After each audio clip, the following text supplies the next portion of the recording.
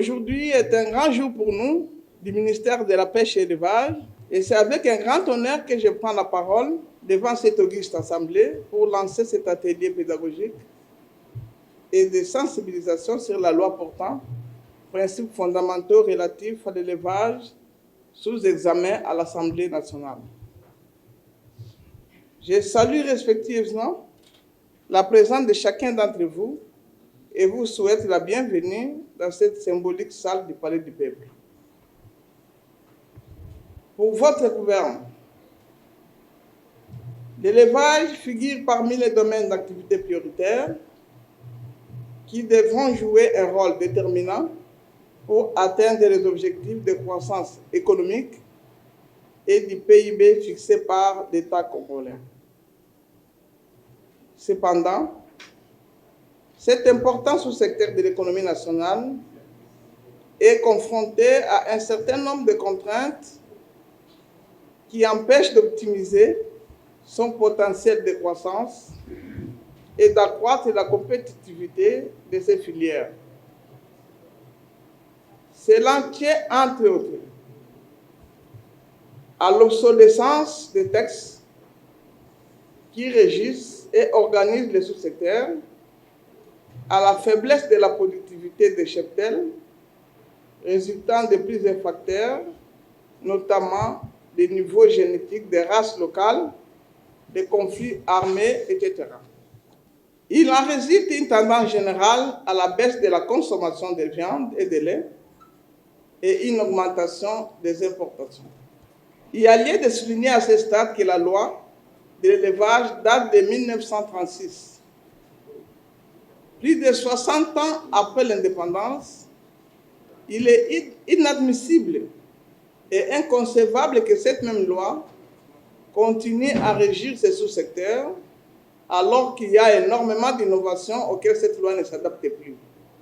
En 2016, à la suite de l'ordonnance numéro 16/100 du 19 décembre 2016, la gouvernance politique de notre pays a scindé le ministère de l'Agriculture, Pêche et Élevage en deux ministères distincts, dont celui de l'Agriculture et le nôtre de la Pêche et l'Élevage. Parmi les attributions de notre ministère, il y a notamment l'élaboration de projets de loi, des politiques, des stratégies et d'autres textes réglementaires devant organiser et gérer les sous-secteurs de l'élevage.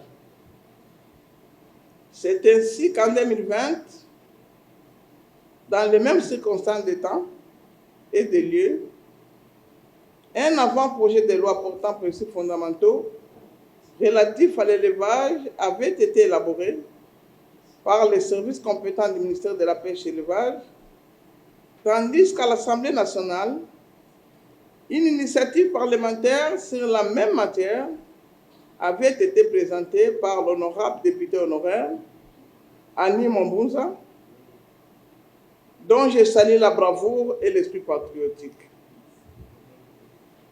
L'occasion faisant les larrons, les deux textes avaient été harmonisés pour donner lieu à la proposition de loi qui avait été adoptée par l'Assemblée nationale et transmise au Sénat pour une dernière lecture.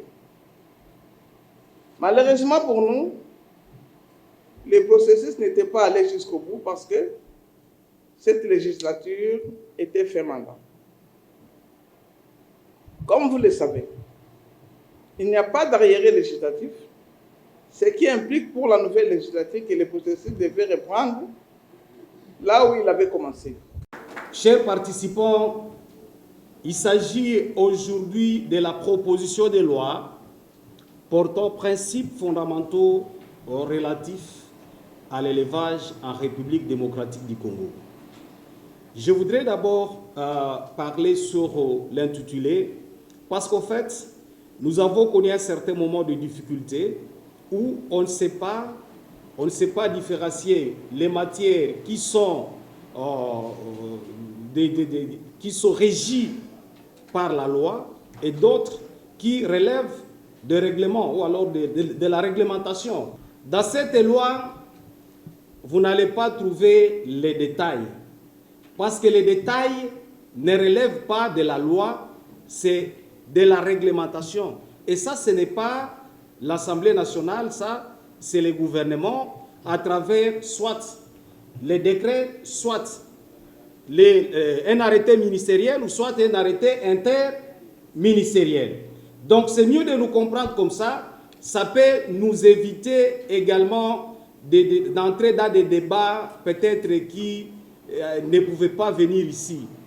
Au niveau de la loi réfère les matières qui doivent être réglementées au gouvernement et ça énonce seulement des principes fondamentaux.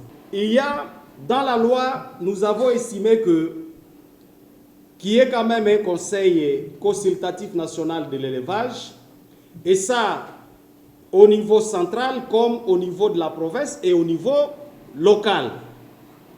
Au niveau local, et ce cadre consultatif-là, ça va permettre l'appropriation des questions de l'élevage à tous les niveaux, à partir de l'opérateur économique jusqu'au niveau des gouvernants, tant au niveau de la province qu'au niveau central. C'est donc la participation des opérateurs du secteur.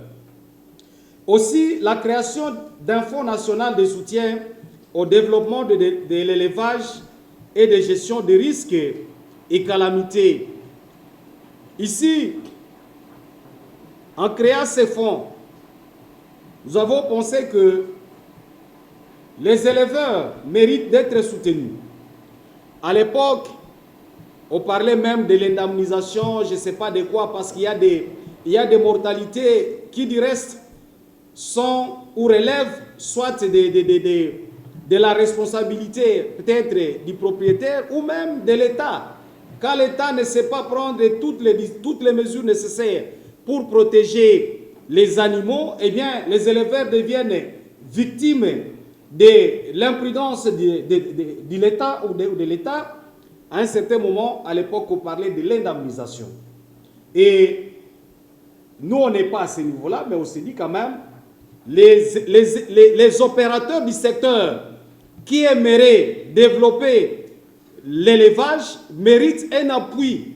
Et cet appui-là devrait provenir de ce fonds national de soutien au développement, mais aussi au cas où il y a des calamités qui se sont survenues, eh bien, qu'au moins les opérateurs économiques ou du secteur soient au moins sécurisés. Parce qu'ils savent que, c'est vrai, ils sont victimes de calamités, mais il y a quand même quelque part où on peut les aider à pouvoir repeupler ou alors à pouvoir récupérer encore la force en fait d'évoluer.